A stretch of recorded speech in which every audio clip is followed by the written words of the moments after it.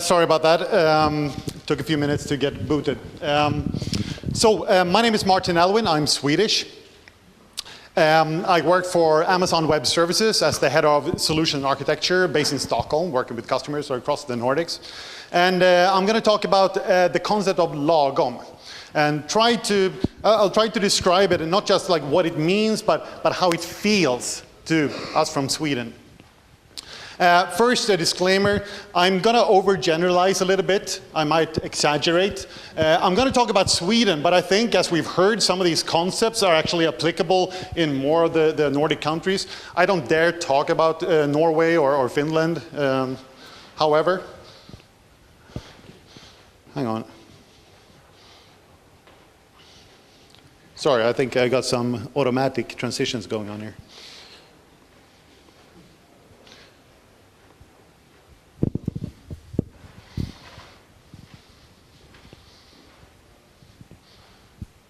Yeah, sorry about that. Let's try again. So you should be using the cloud and not devices like this.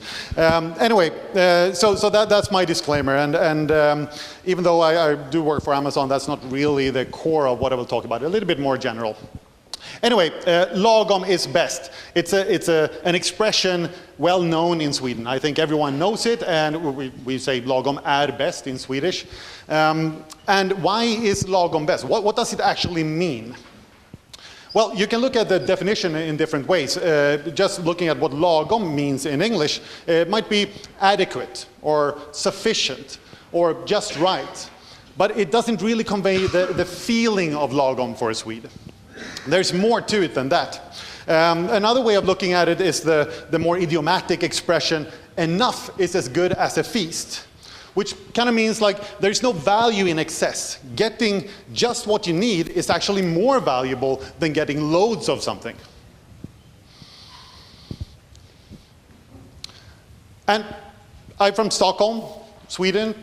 Looks like any other country. People look like normal people, most of us. But this concept of lagom, it's really something that goes through the core of the Swedish soul. And as it said in Wikipedia, it's like the basis of the Swedish psyche. It's really something fundamental to most people in Sweden, at least. And it affects how we think and how we behave. So, for instance, one thing that is very typically Swedish is to not do something excessively. You shouldn't take more than you need. It's frowned upon. It's wasteful. It's not lagom. Right? No, instead, it's better to be perceived as a little bit more humble, a little bit more measured. You take what you need, and that's good. Actually, the word lagom, there's this common myth in Sweden that lagom means, it's a contraction of the words laget and om, which means like around the group, around the team, with the idea that whatever you have, what resource you have, like a bottle of beer, it should last around the group. Right? It's a nice idea. Unfortunately, it's wrong. The word doesn't come from that, but it gives a bit of a hint how we see the word lagom. It comes actually from the word for law, and lagom means according to law. So that's where it comes from, like from an etymological perspective. But this idea of not doing something excessively, lasting around the team, not wasting shared resources, is really part of that whole idea of lagom. The flip side of this is that, like, if you bring some cookies into the office, this is what it's going to look like. No one wants to take the last piece. I've heard it called the Swedish piece. Like, if you have a party, there's going to be like one crisp left, one peanut. Because someone else might want it, so why should I take it? I'm not better than anyone else. Like jantelagen, as we say in Swedish, compared to the Norwegian janteloven something. And I'm thinking, actually, there might be a business in this, like selling reusable last cookies. Less waste, right? That's my idea, by the way. Don't spread it. But this idea of lagom, it's still seen as something very positive, and that's something that has been used by marketing departments. Anyone familiar with this brand? Who's not Swedish? So Lätt och lagom, it's called in Sweden. It's a margarine. you spread it on your sandwich. And I think this shows like the positive connotations that are in Lagom. Like if this had been in the UK and it had been called like adequate, would that have been good? Like, oh, it's adequate to put on your sandwich? Sounds yummy, like Soylent Green, adequate for human consumption. No. No, lätt och lagom, yeah, it sounds good, it's positive to a Swede. We want that. Another example, milk. Like everyone in the Nordics, we like to drink milk. Everyone drinks milk. Originally, we had the standard milk, which is like plain, normal milk. Then in the late 60s, there was a little bit more focus on like healthy eating, less fat. So they came up with a lättmjölk, light milk, or skimmed milk. To Swede, this is not good. Now we have two extremes. Do I want the full fat milk or do I want the light milk? Tough decision. Doesn't feel lagom, like both are extremes. So in the 80s they introduced this mellanmjölk. Rolls off the tongue, mellanmjölk. It's very lagom, nice. I don't have to pick the extremes. Guess which one is the most popular in Sweden? Well, mellanmjölk, of course. But I know what you're thinking, like developer conference, what's with all the dairy products? So another example, maybe a little bit more relevant to you guys, beer. So actually before I mentioned that, the word beer, anyone know the history here? Old Norse, of course, we cared about beer in Nordics. There were two words for beer. Alu, anyone speak Old Norse? I don't know how to pronounce this.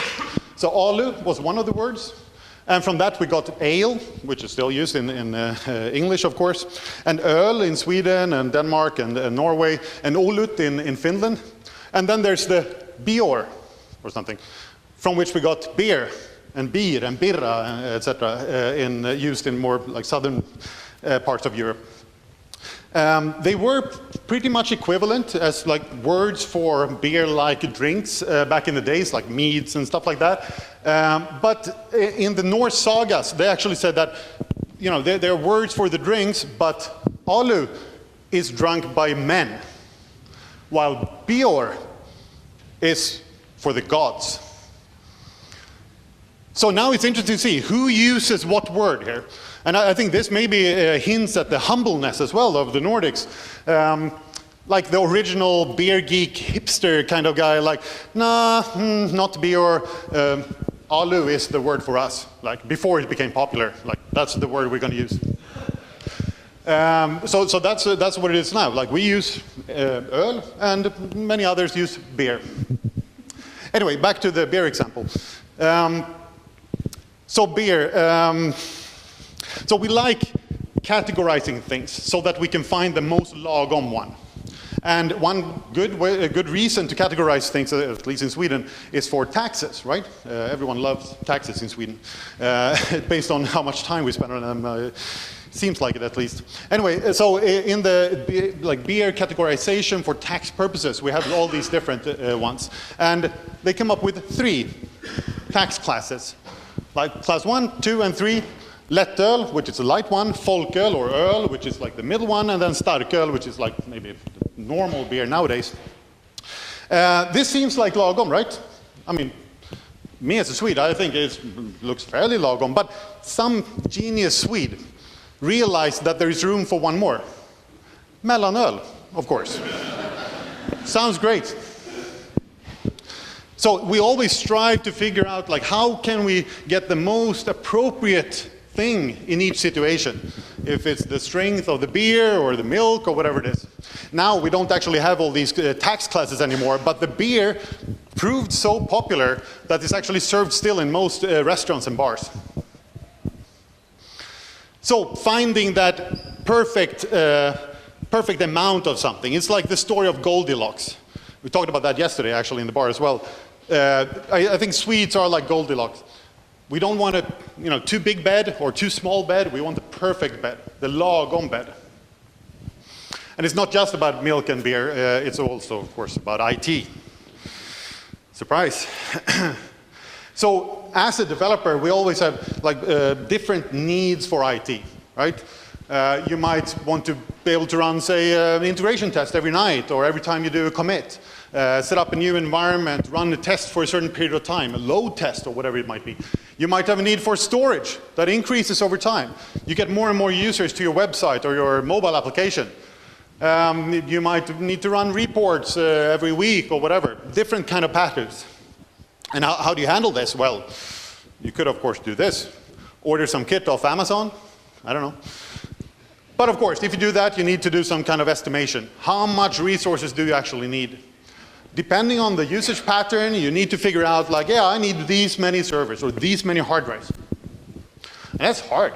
It's hard to guesstimate that, right? And anytime you sort of don't use the hardware you actually bought, of course, it's going to be a waste of money.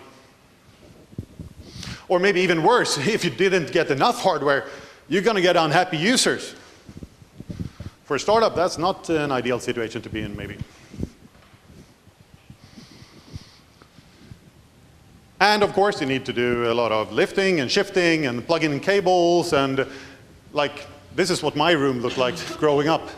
Accumulating hardware, I don't know, I didn't even use it, but so, of course, there are other ways. And I think this is actually the difficulty in getting a Lagom amount of resources. I think that's the reason why the Nordic organizations that we see, I think the cloud becomes more popular with those kind of Nordic organizations because they can find that Lagom amount of IT. It makes sense. It makes a decision process easier because they don't need to justify getting resources that might not be efficiently used. So looking at both large companies like Nokia and Ericsson and others, and of course startups like Spotify and others around the Nordics like Supercell and Rovio and other big names we've heard of, they use the cloud. Of course, it's a good way to get a Lagom amount of resources. And why does the cloud bring you Lagom amount of resources, just like computers, right, or hard drives? Well, I think there are a few things, a few qualities that makes this work. Getting the resources on demand, so you get them when you actually need them, because otherwise it can't really be Lagom, right? And you only pay for them when you use them. As an example, working with a company called Narrative in Stockholm, they have some development offices spread over Sweden and also in San Francisco, I think now. They were one of the first Kickstarter, like successful Kickstarter launches, if I remember correctly. They make this live logging camera.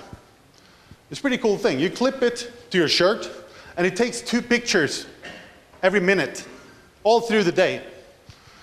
And then at the end of the day, or when you feel like it, you can upload the pictures to their website, see your timelines, grab moments, and do stuff like sharing and stuff like that. Today, their users upload, well, several 100,000 pictures into their system. How big a SAN do you need to get to have a Lagom amount of storage for that? It's like an impossible question.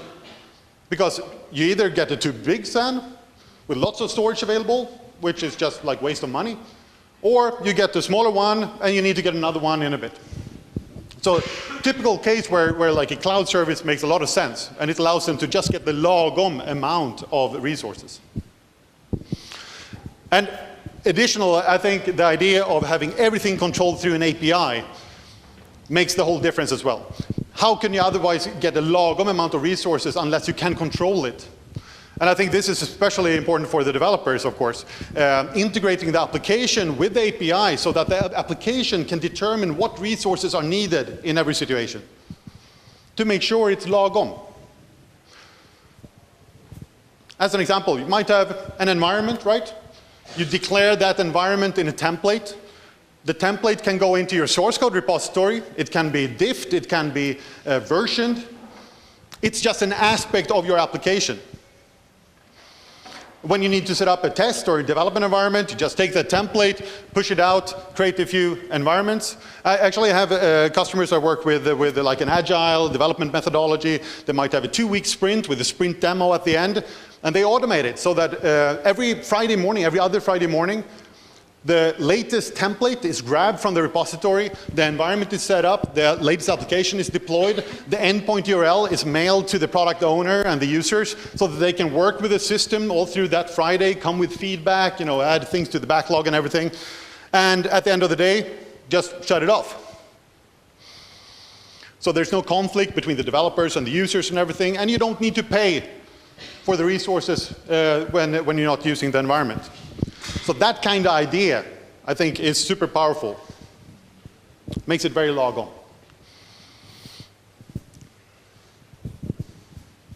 So instead of having a situation where you need to have more capacity than you actually need and waste money, you can get the red line to match the blue line. It's what we want. Getting a Lagom amount of resources all the time. And I think it's important to remember that the realization here that the power to do this and make sure you always have the Lagom amount, that's in the hands of the developers. It's not about infrastructure and then application development. It's all about creating something that fits together. And it's like Neo's realization in the Matrix, where he can modify reality in the Matrix, like by affecting the source code. That's exactly what you do in a cloud environment. That's how you think. That's how you get the Lagom amount of resources for your application. So, a little bit about Lagom. And I think there's no more Lagom way of getting IT resources than using a cloud. And as you all know by now, Lagom is best. Thank you.